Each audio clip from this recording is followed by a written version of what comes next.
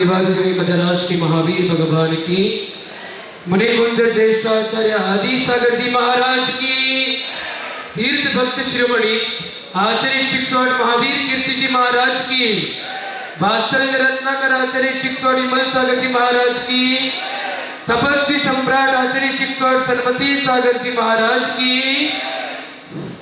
जिनके उर में कल कल बहती शुद्ध चेतना की धारा, समतामय सौम्या कमली से जगने को समकारा, वचनों के मोती बरसाते अमर रहे चिंतन नागर, मेरे उर में आराधो गुरुवर श्री सोदिल सागर, गुरुवर श्री सोदिल सागर। बोलो परम पूज्य वर्तमान के वर्तमान चतुर्थ भट्टाधीश आचार्य शिक्षण सुनील सागर जी गुरुदेव की। आज का प्रातःकालीन वेला का मंगलमय अवसर आचार्य परमेश की चतुर्विद संघ सहित इस सन्मति समोशरण में विराजमान है।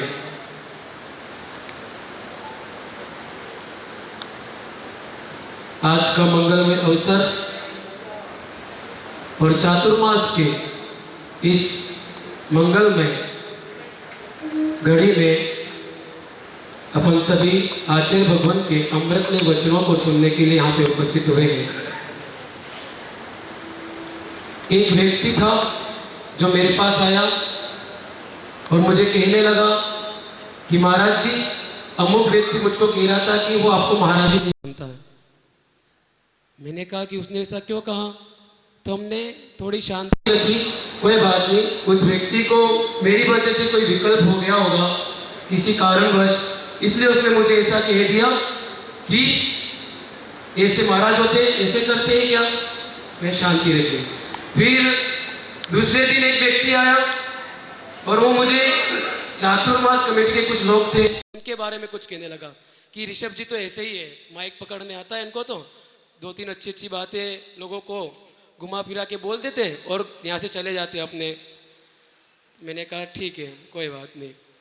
अगले दिन एक और व्यक्ति आया तो राजेश जी के बारे में कुछ बुरा कहने लगा।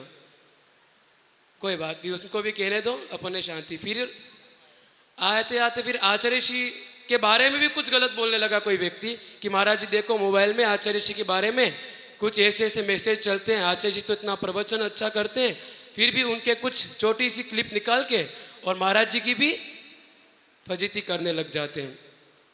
तो फिर मुझे समझ में आया ये मेरे साथ ही ऐसा नहीं कि हर किसी व्यक्ति के साथ में ऐसा होता है।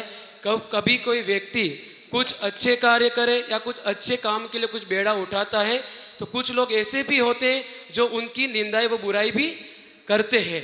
लेकिन अपन इस निंदाई और बुराई में ही फंस कर रह गए तो अपन कभी भी आगे नहीं बढ़ पाएंगे। अगर ऋषभ जी सोच ले कि मैं तो इतना अच्छे के लिए करता हूँ, लोगों को एकत्रित करता हूँ, इतने बड़ा बेड़ा उठाकर सबको साथ में लेने की कोशिश करता हूँ, फिर भी कुछ लोग ऐसा करते तो मैं चाहिए आज से काम करना ही बंद कर दूंगा।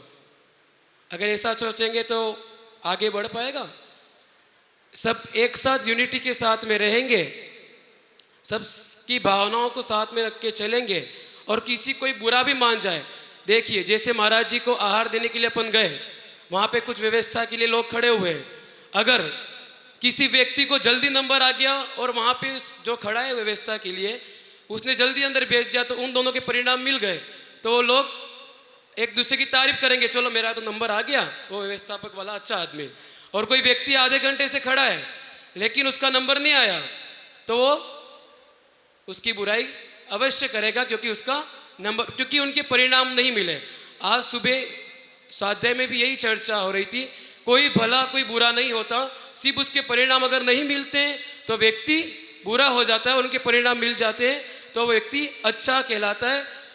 तो अपने को भी ऐसा ही पुरुषार्थ करना है कि प्रत्येक व्यक्ति से अपने परिणाम मिले। अगर नहीं मिलते हैं तो अपने को शांति रखनी है। उसके पीछे अपना मन नहीं बिगाड़ना है। और आज आचार्य परमेष्ठी साक्षात यहाँ पे विराजमान है। तो उनके जीवन में 19 वर्ष की उम्र में उन्होंने संयम काल को ग्रहण किया था। एक प्रसंग आता है जब आचार्य भगवान 2004 में मंगल में विहार कर रहे थे, 2 मुनिराज, कितने, सिर्फ 2 मुनिराज, 27 साल की उम्र थी। जब वो उस शहर में गए, उस गांव में गए, तो आचार्य भगवान के पड़गहान के लिए भी किसी ने कमंडल के लिए पानी नहीं भरा था। 11 बज गए थे। ऐसी परिस्थितियों में भी आचार्य भगवान दृढ़ता के साथ में अपने संयम में स्थिर रहे। चाहते तो वो सोच सकते थे मैंने तो घर बार छोड़ दिया, लोग तो मेरे आहार के लिए, पड़गान के लिए कमंडल भी नहीं भर रहे। अगर उस तब दिन उनके अंदर कुछ नेगेटिविटी आ जाती तो शायद इतनी धैर्यता, ऐसे अनेक प्रसंग अपने जीवन में उनके आए होंगे। चाहे वो आचार्य बने, चाहे आचार्य पद को भी संस्कारित उनको कहा किया गया, तब भी कई लोगों ने उंगली उठाई होगी। लेकिन उन्होंने क्या ध्यान रखा, मेरा उद्देश्य क्या है, मेरे 28 मूल गुणों की साधना करनी है, मेरे जो कर्तव्य है उसको मुझे पालन करना है। और मुझे ये भी भाव नहीं रखनी कि मुझे कौन प्रणाम कर रहा है कौन नहीं कर रहा है। और एक बार ऐसा होता है कि साधु सामने से निकलते हैं, लेकिन कोई व्यक्ति अपने आग्रह बुद्धि के वशीभूत होकर प्रणाम नहीं करता है, या फिर दूर से ही रास्ता काट के निकल जाता है। ऐसे लोग भी होते हैं कि कोई अमुक संघ में होगा तो ही मैं लाभ लूंगा, इस संघ के वहाँ पे मैं कुछ लाभ नहीं लूंगा, भले मैं उपस्थिति दर्ज कराऊंगा। ऐसी भावना वाले भी लोग होते हैं। लेकिन वो किसी को ऐसा नहीं कि आचार्य भगवान को वो गलत प्रभावित कर लेगा। अगर कोई व्यक्ति यहाँ पे आया या नहीं आया, आचार्य भगवान को क्या है, आचार्य भगवान को सबके लिए समान रूप से उपदेश देना है और वो अपना कार्य कर रहे हैं। अब वो इसका क्या अर्थ लगाए, उसकी गणना भी आचार्य भगवान करते रह जाएंगे तो वो कभी उपदेश भी नहीं दे पाएंगे।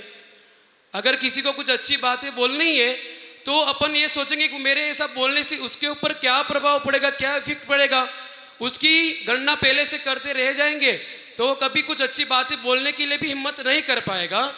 तो इसीलिए अपने जीवन को अगर उन्नति की ओर ले जाना है तो कैसा भी, किसी भी परिस्थिति में कठिनाई आए, लेकिन उसको अपने दृढ़ता के साथ, संघर्ष के साथ में सहन करना है और आगे बढ़ना है।